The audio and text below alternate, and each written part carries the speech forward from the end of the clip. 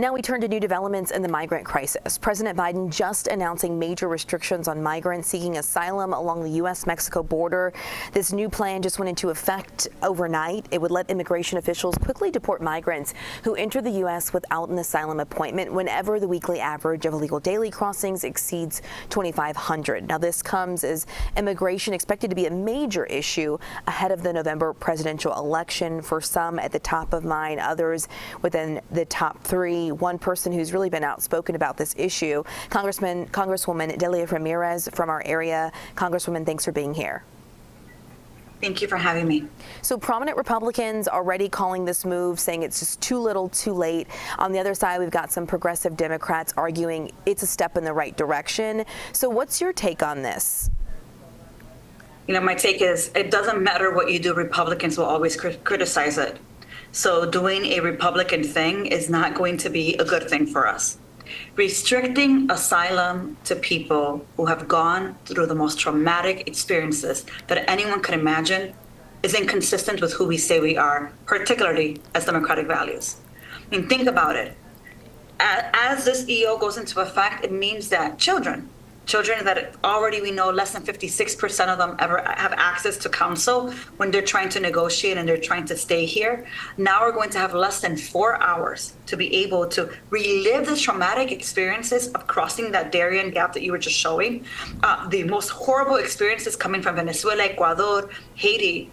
And if they can't prove, or their parents cannot prove, that they in fact are in fear and fit the criteria of credible fear, they will then be repatriated shortly after. So it's dangerous. And here's the thing that I'm going to tell you.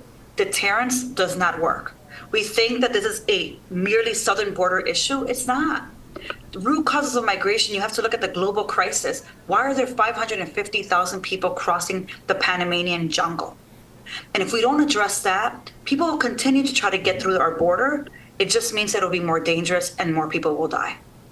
So the White House is blaming Congress for having to do this after a bipartisan border security bill failed to pass twice. What's your reaction to that since you are a Congresswoman?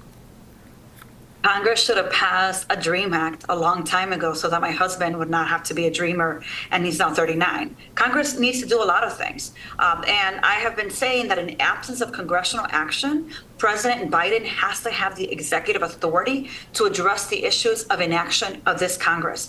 1986 was the last time we did anything around immigration.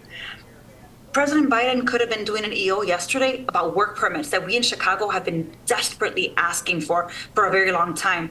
Instead, the EO that came out was restricting people's ability to seek asylum in the richest country where we say, give us, you're tired, give us those that need help. We just said we're going to restrict your ability to seek asylum while at the same time do nothing around the issues of people who have been in this country for so long and need work permits. I'd love to get your thoughts on this. Our reporter, Maribel Gonzalez, spoke to a pastor who's running a local shelter at a church called Starting Point, and they said to us that they're torn on this executive action. They're worried about what it could mean for families, of course, but they also say this could, quote, stop the bleed for cities like Chicago struggling with the influx. What are your thoughts on that? Look, over the last 2-3 years, you have seen things happening in many of these Western Hemisphere countries. I was in Panama just almost 8 weeks ago, and we know that Ecuador right now, its violence has gone up by 800% in this past year. So we are seeing things we have never seen before. Restricting people's ability to seek asylum isn't going to stop them from coming through the Darien. So it may mean that you see temporarily less people. As a matter of fact, you're seeing less people right now coming through Chicago. But at the same time, no EO was created around creating more legal pathways, which would actually help people come here with visas where they won't end up in a shelter because they then can work. So the reality is that it may feel like a temporary fix. People will still continue to come. What we're going to end up seeing is that people are going to come in even more dire need because we're not addressing the actual issue that is forcing people, displaced people, to try to come to this country. Look, at some point, you're going to hear me talk a little bit more about Panama.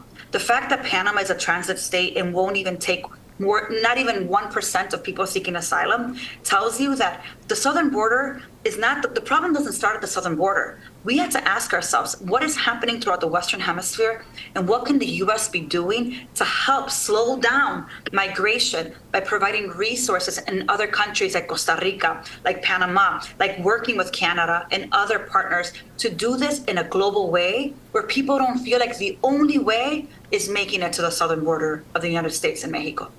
Congresswoman Delia Ramirez, thank you so much for your time. Thanks for joining the show to talk to us today.